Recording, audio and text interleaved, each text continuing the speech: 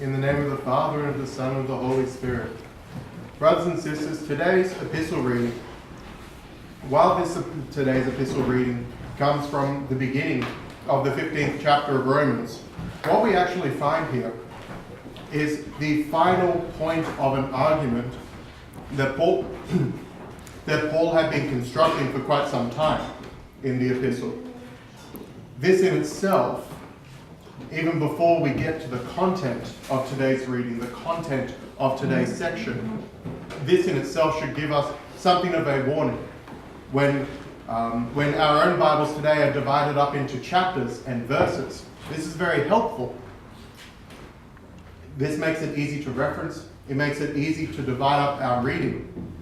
But the caution that we have here, and especially with online Bibles where you get one chapter and then you have to move to the next chapter and it only shows you one chapter at a time, is that we will mislead ourselves if we treat these chapter divisions like chapters of a modern book as reading portions in themselves.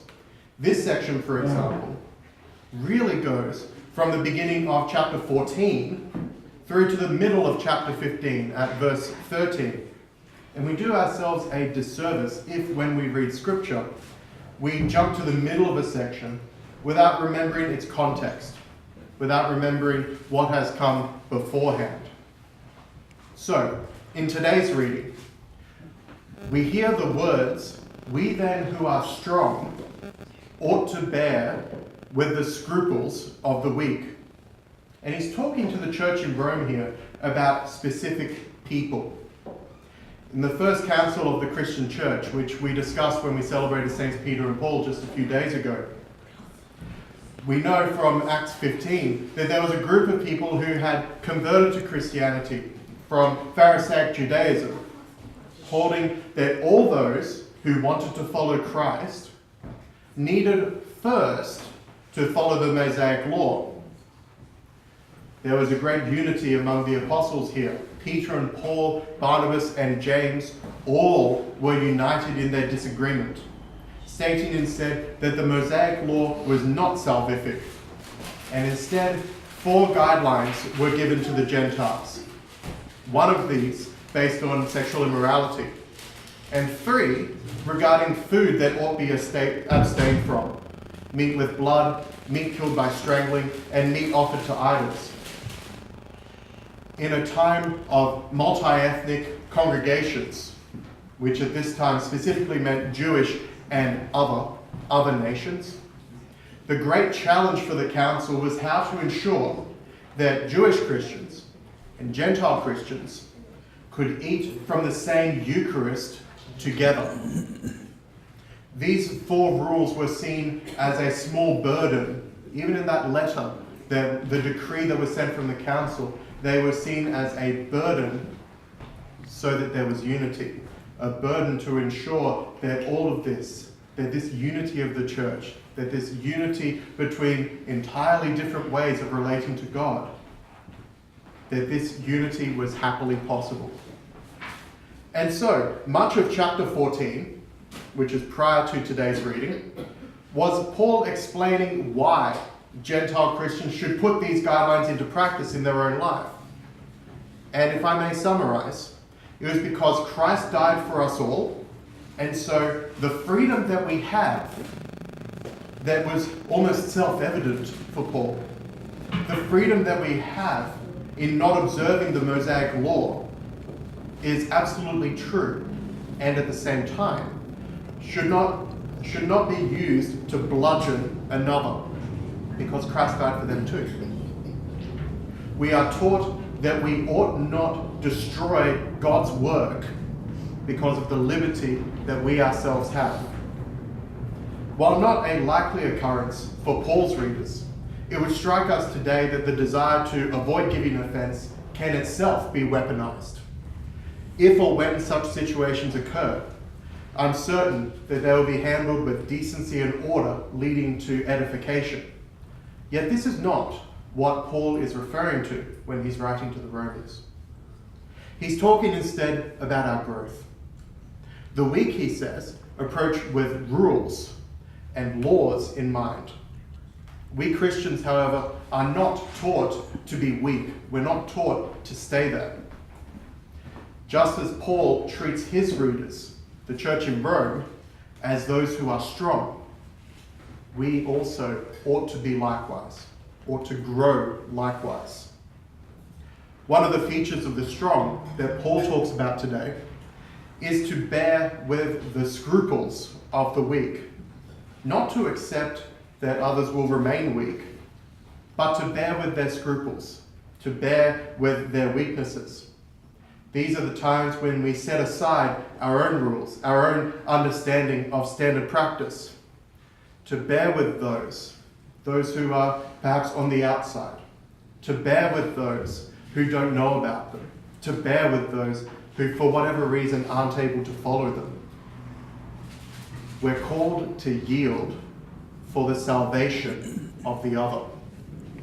Each of those segments of that as important as the other. We are called to yield for the salvation of the other. It's for this reason that we teach that the first thing to fast from is looking at the plate of another person. It's for this reason that we admit accepting hospitality as being a reason to break fasts, because it's not about the rules.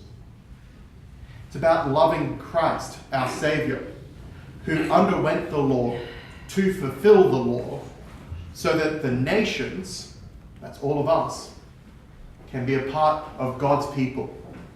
What previously was defined by descent or by DNA or by who your parents were is now defined by what we choose, whether we choose to accept Christ and whether we choose to follow him above all.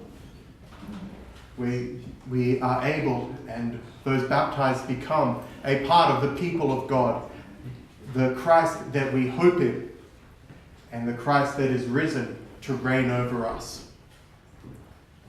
Now, the greatest challenge that was had of different cultures that worship together is perhaps this is something that comes more naturally to us. As people of this nation, we know what it is like to coexist with people of other cultures, and not only coexist, but to thrive because of it. While Martin Luther King noted that the most segregated hour was found on Sunday mornings, and it's true that in many places this continues to be so, it's true at least in part because of the difficulty of living and worshipping with people who express their love for Christ differently. It doesn't come to humans naturally and easily to set aside our own comforts. Yet that's exactly what we are called to do. That's exactly what was called of the Romans to whom Paul was writing, and to the remainder of the church as a result of that council in Acts 15. And it is vital for our Christian life today. Just as it was back in 48 AD, so it is now in 2018 and will continue to be in the future. So when we hear the words of the apostle to forbear, to bear with others, to shoulder that burden, whether they even know it or not, to accept that, we know how true this is. We know how true and how necessary it is for a community of all sorts of differences to stay together. An analogy that was told to me once from a monastery was that you stick together like you put rocks into a sack and roll it down the hill.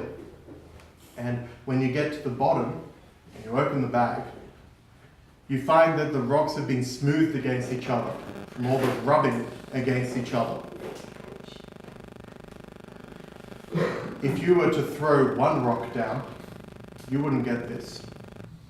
You'd be much more likely to find it smashed. And that's what it's like to try to go it alone. But together as a community, we find all sorts of people rubbing us up the wrong way. We find all sorts of people rubbing against us. Probably because we need it. Probably because it's necessary for our salvation. Perhaps even we need that community to rub us the wrong way, to be smoothed out, to be the people that Christ expects us to be together with each other, worshipping together. That's what a community is about. Have that common unity, which is not appearance, which is not cultural celebrations, but is above all Christ, which brings us together as a church.